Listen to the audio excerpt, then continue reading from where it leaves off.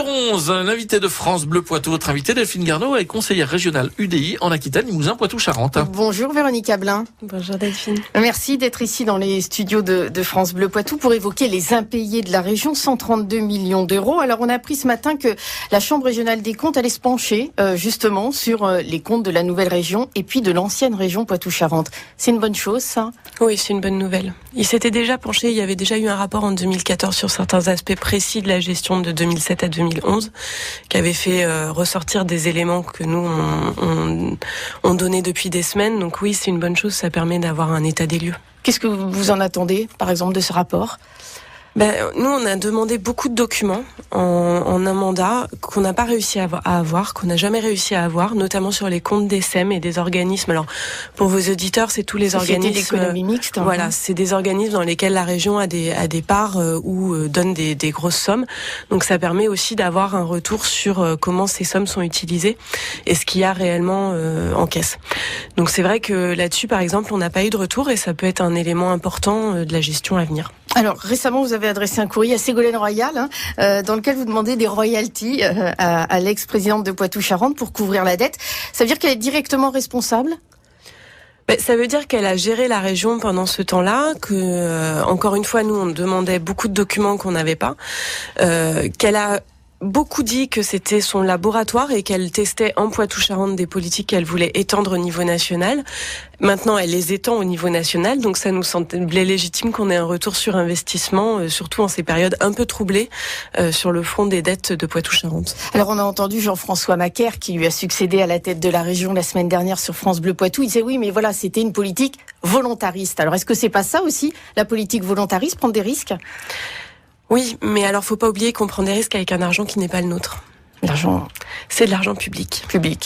Donc prendre des risques, certes, mais il faut toujours que ces risques ils soient un minimum contrôlés. Et là, quand on voit que il y avait une grosse partie des emprunts qui sont sur des taux variables, c'est-à-dire dont on ne peut pas mesurer l'impact à long terme, c'est des gros risques, des trop gros risques. Est-ce que vous pensez que Jean-François Macaire doit démissionner de la vice-présidence ? Moi, je pense que je suis pas sur une ligne où on demande des têtes, et je pense qu'Olivier Chartier, avec qui je travaille vraiment en collaboration aux Républicains, n'est pas non plus sur cette ligne-là. Par contre, il faut vraiment qu'on arrive à déterminer exactement où en sont les finances de Poitou-Charentes, et on est vraiment là-dessus sur un travail en collaboration avec le président Rousset pour lui faire remonter les éléments que nous on avait et avoir une analyse très fine des dépenses et de l'état des finances, quoi.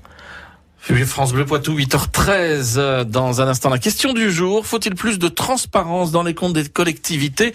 Vous pouvez appeler dès maintenant à 05 49 60 20 20 sur les réseaux sociaux aussi, Twitter et Facebook.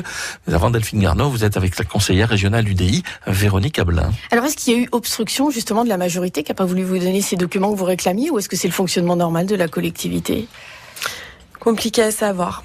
Mais c'est sûr que, moi, je voulais rendre hommage à Julien Garderon, qui était notre permanent dans les deux groupes et qui a fait un travail de dingue sur les comptes et qui a été souvent bousculé parce que on demandait des pièces par son biais, en fait.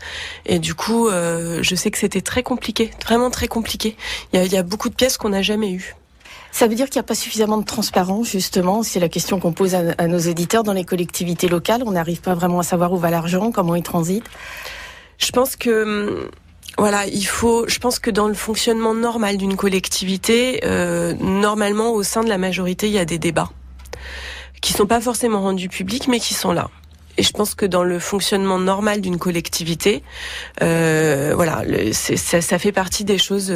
Et puis les services doivent être à leur place, c'est-à-dire à des places d'administration et pas de militants. Or, il faut vraiment être très prudent, notamment sur les cadres, à ne pas mélanger les genres, parce que on s'aperçoit qu'ensuite, c'est compliqué de pouvoir avoir un esprit critique sur ce qui se passe dans la collectivité. C'est aussi les garants du fonctionnement et de la transparence des collectivités que l'administration soit dans son rôle. Est-ce que cette affaire, ça va pas faire perdre du poids au Poitou-Charentes dans la nouvelle entité ? On sait deux choses. Moi, je crains aujourd'hui deux choses. Effectivement, la perte de poids, le fait qu'on puisse arrêter un moment une année blanche, c'est ce qu'on disait dans le courrier à Ségolène Royal, c'est-à-dire le fait que pendant cette année où on va être en audit, on puisse rien engager d'autre, ce qui serait une tragédie pour nos entreprises. Et puis, je crains aussi pour l'administration, donc parce que je sais qu'ils sont en grande souffrance en ce moment, en grande crainte. Donc, il va falloir un gros travail pour les rassurer. Vous avez des contacts, d'ailleurs, parce que vous avez travaillé en tant que salarié à la région. J'imagine que vous avez des contacts avec le personnel qui doit être assez inquiet. Oui, ils sont très inquiets. Ils sont très inquiets. Il y a une ambiance vraiment particulière en ce moment.